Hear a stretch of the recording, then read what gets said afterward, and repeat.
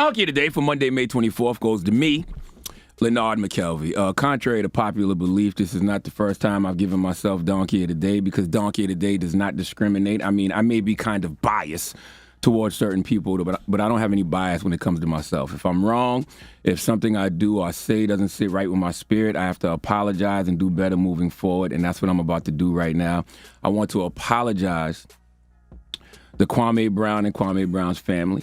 I want to apologize to his father, Bill Brown, and the family of his father. See, last week on this radio, in my attempt to defend a Charleston, South Carolina-born brother like myself, I revealed too much information about that man's family. And even though all that stuff is public record, some things just don't need to be said on the radio, and they definitely don't need to be said by me. When I look back, on the way I communicated that, I communicated it all wrong. And I unintentionally triggered trauma in a lot of folks I grew up with who I genuinely love. I'm sure I caused a lot of pain for not only Kwame Brown, but for his family, especially his family in my hometown of Moncks Corner, South Carolina. You know how I know? Because I spoke to a few of them.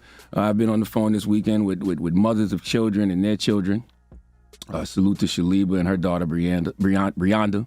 I was on the phone with sisters like Wallette, salute to Wallette. Oh, she cursed me out good.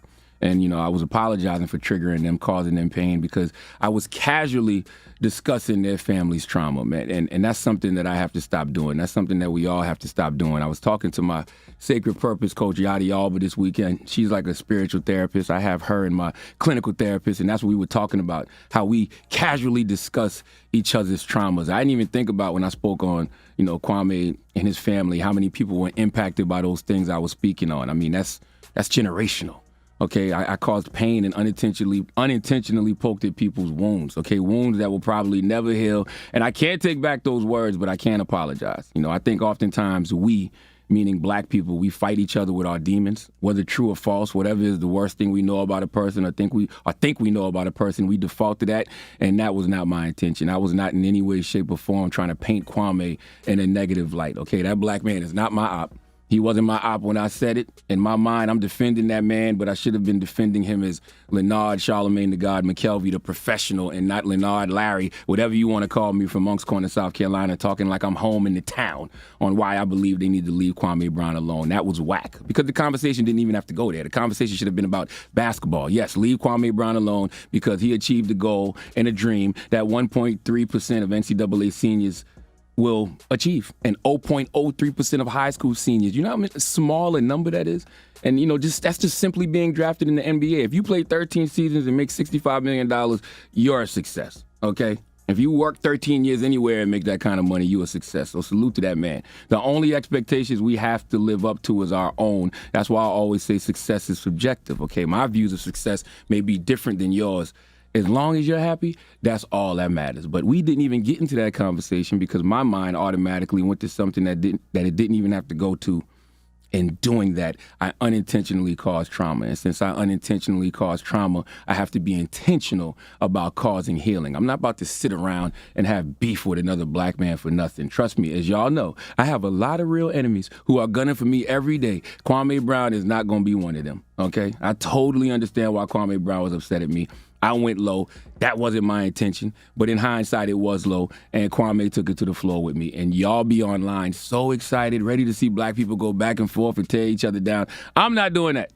I'm not going back and forth if I feel like I wronged somebody. I'm going to apologize. That's what I think a good man does. A good man apologizes for the mistakes, that he made. But a great man corrects them. Hopefully, I get the opportunity to do that one day. But for now, I just apologize. And I'm not beefing with a black man who's born where I was born and has family where I'm from. There's nothing on this planet that I love more than God, my family, and Moncks Corner, South Carolina, the whole low country, the 843. Drop on the clues bombs for the 8. Why the fuck you lying? For real? Why you always lying? Oh my God. Stop fucking lying. Let me say something, man.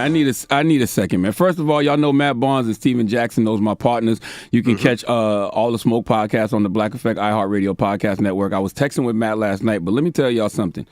Leave Kwame Brown alone. I don't know if y'all know, but you could do a little research. Kwame Brown was born in Charleston, South Carolina. I don't think I've ever met Kwame, but I know a lot of his family. His family lived in Moncks Corner, South Carolina. His father's name was Willie Brown. I don't know how many kids Willie Brown had. I don't know how many siblings Kwame Brown got, but I went to school with his sister, and I went to school with one of his his brothers. Let me tell y'all something. Kwame's father in the 90s, I remember this story. He beat a woman with an axe handle. It was his girlfriend. And the rumor was he buried her alive. He buried her in the area that I grew up in, if I remember correctly. I've been trying to call my dad since yesterday to confirm the whole story because I literally forgot about this until yesterday. But the woman died and he got arrested. If he's still alive, he's in prison for life because he got caught because he left South Carolina after the murder and came back for his paycheck. Let me tell you something else. His other brother, I don't know if him and Kwame were close, but his other brother shot his baby mama several times and then killed himself. That was like in 2008. And his other brother, Kwame's other brother, just went to jail for murder like 3 years ago. All of this you can Google. I'm saying all that to say, leave Kwame alone. That man has been quiet for 20 years. He don't bother nobody. Clearly all that, all that he's a bust stuff gets to him, and you don't know what people are going through or have been through, but I've seen folks snap for less, and it looks like, Kwame is snapping. And if you look at the history of men in his family, you would know his men in his family have a history of snapping. Leave Kwame Brown alone. Now, 2 men spoke up, so I don't know what Charlemagne is, because throwing penis and butt at Donnell Rawlings, see, I see why they got your bitch ass on that podcast, and I see why you got offended. Yeah, because you one of them, boy. How in the fuck you allegedly raped the girl, and this girl crying and all this shit, and you pled guilty to the shit, or no contest, and your bitch ass is still on a syndicated radio station, motherfucker. Are you God, nigga? You the only black man in the world that can rape some girl and admit to it, and then be on a national show, bitch? What, you gotta go to the office and dance for your boss's bitch in a thong? That's why you keep always talking about Bunky and Dick with DJ Envy, punk? You motherfuckers done fuck with the wrong one. Now let me explain something to you, you punk bitch. I didn't even know my sister that my daddy had when you went to high school with him, you dummy. I didn't even know her. I know her now. I met her at my grandmother's funeral, you punk bitch. See, that's what happened when you speak about shit you don't know what you're talking about. And that's what happens, Charlemagne, when you hang around so many women and sleeping on them couches. You try to tell a man that don't identify with what you talking about. Because I know the women you hang around say that a man that'll say you a motherfucking punk bitch, somehow that's violence. But by definition, that is not violence. Maybe I need my mouth washed out with soap, but that's my opinion. You a motherfucking punk ass bitch. And that's not violence, sir. And I see now, I'm gonna stay in my house and I'm gonna stay far away from them niggas. Because if something go down, you trying to paint the picture like I'm the aggressor. You didn't even listen to none of the words I said, sir. Now let's address you, punk. You want to sit here and talking about something that my father did.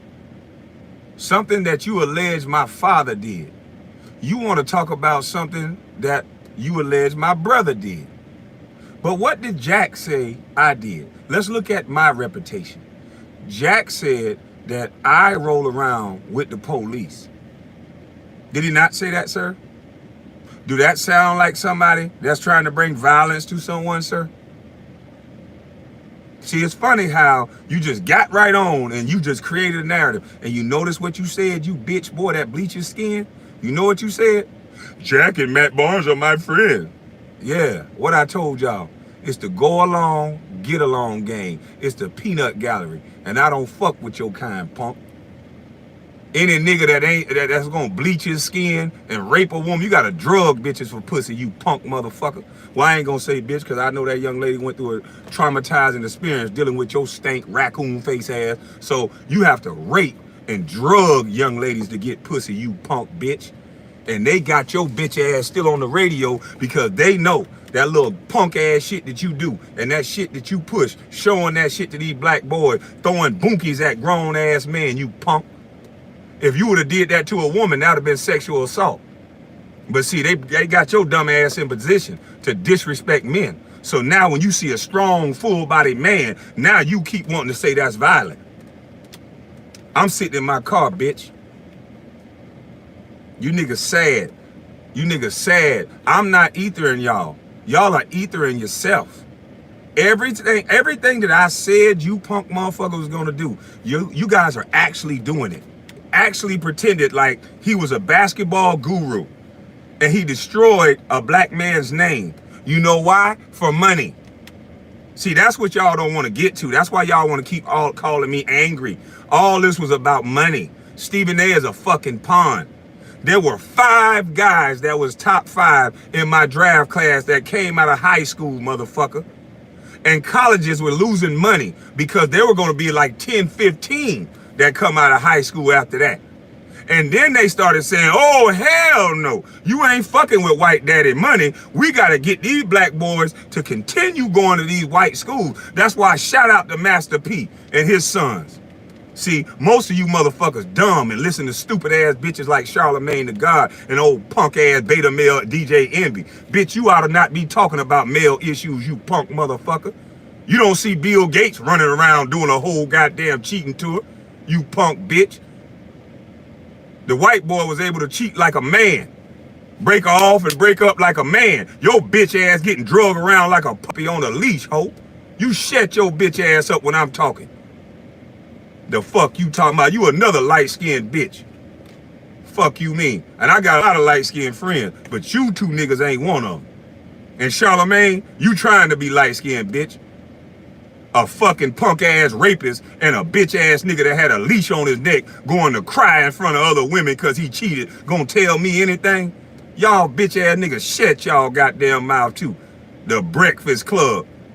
The fuck you talking about? Y'all niggas don't talk about nothing important. You motherfuckers just sit up there and cry and pander to white folk. And Angela Lee, you better stop talking about men, period. You ain't got no goddamn man. And if you do, he ain't claiming your ass. I ain't seen you with a man yet.